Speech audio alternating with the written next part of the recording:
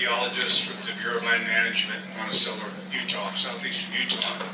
We have two of us over there for our little area that runs about 100 by 150 miles.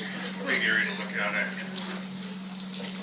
I'm going to tell you about something that I didn't really research, but something I discovered this last year. And this was late last summer. I went to a talk down at the Recapture Lodge in Bluff. A talk given by Ron Barber. And the talk was on archaeoastronomy. And I'm always open-minded on those issues, as I think we all should be. And I wanted to find out what Ron had to say. Well, immediately, one of the first things he did was pull up a chart that he had showing total eclipses. And these total eclipses crossed right over the Four Corners area.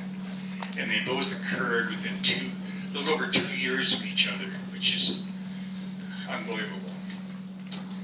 And what particularly piqued my interest were the time of this eclipse, or these eclipses. They were AD 1257 and AD 1259. Well, I had been working on the National Register nomination for Moon House, which is a cliff dwelling over southeastern Utah. And Moon House, the dates over there run primarily between 1250 and 1268. So I was very interested in these eclipses. Well, the first question I asked myself was, you know, sometimes you feel that there's something lacking in your education or your experiences in life, and I thought, I've never heard of this. You know, what's going on here? So I started calling around different archaeologists to find out, you know, if they knew anything about this. And everyone I called didn't know a thing about it. And, you know, everybody has been exposed to the supernova and certain other astronomical events that looked at things here in the Southwest, but no one knew about these total eclipses that happened in this P3 time. And I thought, wow, that's really strange. So I proceeded to find out more about this. Well, what I found out is this was developed by NASA.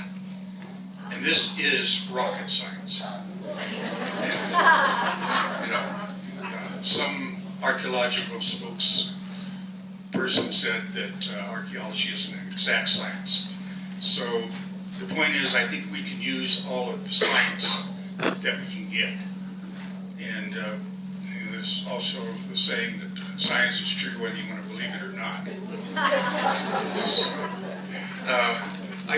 I think this is amazing, and what I want to do today is share with you this tool that you can use to work with your cultural resources that you have.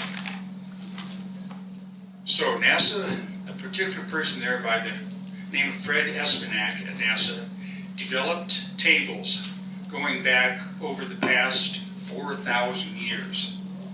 And the amazing thing about this technique is it works all over the world over the last 4,000 years. And what you can do is go to these tables and find out any spot on Earth, if there was a total eclipse of the sun, or a partial eclipse, or a total eclipse of the moon. You can do it with certain constellations and certain stars that are out there, certain planets. So it's just a tremendous resource which people haven't worked with. The good deal too is it's free. It doesn't cost anything. Another plus, as Fred has said right on the internet, that anybody is free to use the data as long as they acknowledge that it came from NASA and from him. So this is fantastic. So this is going back, the way you do this is you type in NASA eclipses, pretty simple. And that will bring you up to your choice. You can go to solar eclipses or you can go to lunar eclipses. And then what you want to find on the solar eclipses is the 5 millennium catalog. That's 5,000 years of calculations. Now he ran it back 4,000 years, and then he ran it 1,000 years into the future. I can tell you the next total eclipse here in the United States is going to be a little over 2 years from now, on August 21st, 2017. And we've already got a big party planned up in Yellowstone. So it's going to go across the northern part of the United States. And if you want to see a total eclipse, that's a good, easy, relatively easy way to do it. In working with this table, there's one thing you need to know that is confusing. The times that are put in there for these eclipses are in universal time. And to get Mountain Standard Time where we are, you have to subtract 7 hours. Because I was trying to figure out in my mind, how could you see an eclipse if it's already dark outside? So I had these things of 10, 11 o'clock at night, and I didn't realize you had to subtract those 7 hours to get back to the local time. So after John Fountain, archaeoastronomer and astronomer down there in Tucson, told me that, I was feeling a whole lot better. I did ask John Fountain too about Fred and what he thought of him, and he thought he was a very reputable person, and that this was all valid using this.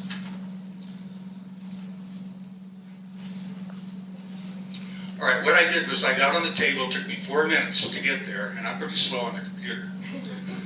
But in 4 minutes, I zoomed in, and that's the thing, this thing is interactive. You can zoom right into a location and either have a topo map or a sat photo. So I zoomed into this place called Dock Lowell Flat. And right here, I looked at what happened on this first eclipse of 1257.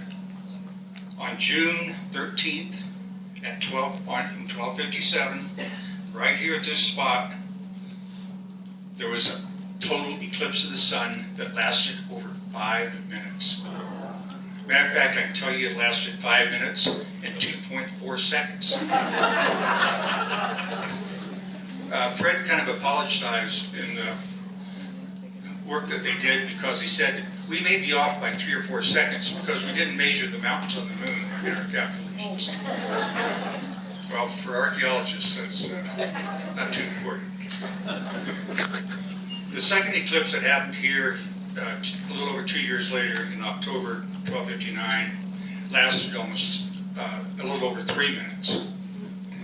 So, give you an idea what happens in a total eclipse of the sun. It goes dark. And even if it's a partially cloudy or totally cloudy day, it still goes dark. It gets cold.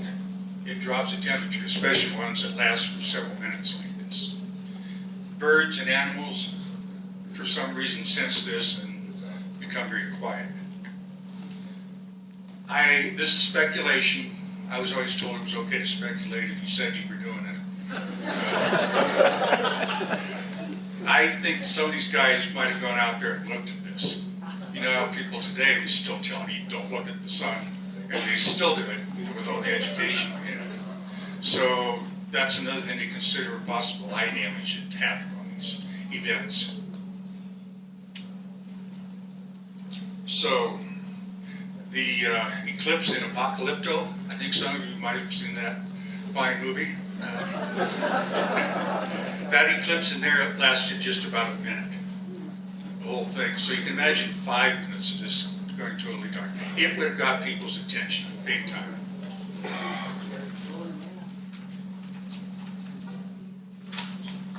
Okay, back to Moonhouse. In Moonhouse, there's at least one circular figure that people have called a moon, a full moon. And on the other wall is a crescent shape, which they thought was, a phase of the moon. Interestingly, these are not painted on. These are incised into a white painted band in the plaster. So it's kind of a negative design. Are those moons? We don't know. Those people were there when these eclipses happened. And I think it's quite possible that maybe it should be Sunhouse instead of Moonhouse. The other thing that we really need to incorporate these major events into our interpretations Wouldn't you think, especially this happening twice in a little over 2 years, that maybe it's time to leave?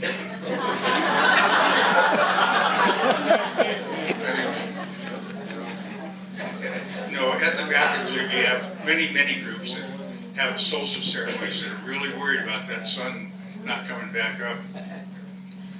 So, the chances of seeing, how many of you have ever seen a total eclipse of the sun? I mean, you've physically been there. All right. How many of you had to travel to get there? Yeah, your chances in one spot on Earth once every 360 years. The chances of that happening twice in one area is, I don't know. The figures are just amazing.